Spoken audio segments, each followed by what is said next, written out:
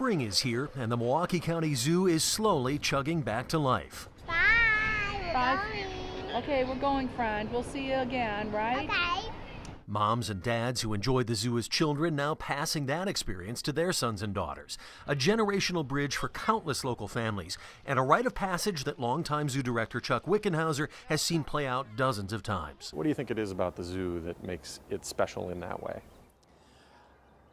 I think the big thing is family. That's one of the foundations of life, let's say. And to have a place that's safe and clean to bring your family, as well as a place that you've got this kind of nature around you with the trees and the setting that we have, and then you throw in some really neat exhibits and animals and some fun things to do like the train or the zip line.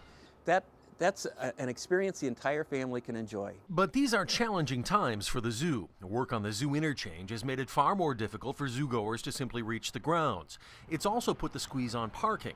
The DOT took a 700-car parking lot as an expansion of the zoo interchange.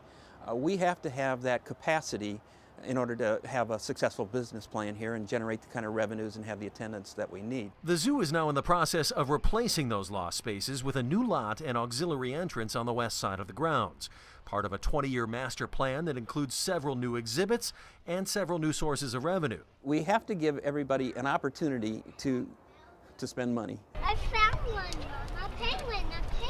The zoo is still owned and operated by the county, and as such, funding remains a constant challenge.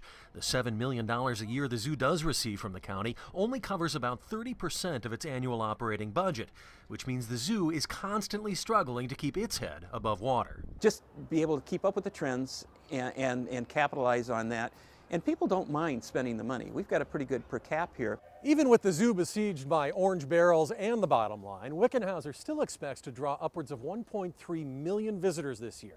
That's more than the Domes, Discovery World, and the Public Museum combined. It also happens to be twice what the Bucks draw in a typical year, which begs the question, why are state, county, and city leaders bending over backwards to build the Bucks a new arena when the zoo is forced to live hand to mouth? Do we have our priorities straight here? Gosh, well, I work in the public sector, so it's very difficult to say that my priorities are the same as everybody, should be the same as everybody's priorities. Initially, the zoo was very much a part of the arena debate and stood to benefit from whatever funding mechanism local leaders came up with. But now that idea appears to have gone by the wayside, even if Wickenhauser is reluctant to admit it. I'm hoping that those same people are thinking that in order to put the package together, we're going to have to include the cultural facilities. That's your elephant. Ultimately, Wickenhauser would like to see a dedicated funding source for the zoo and some of those other cultural amenities, a fraction of a cent sales tax, for instance.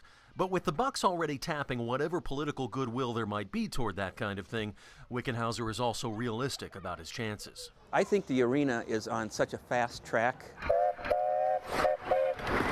We understand the importance of having that development downtown. I think that there's room for everything, especially if they can find a way that doesn't take all of the possible public money and put it into the arena.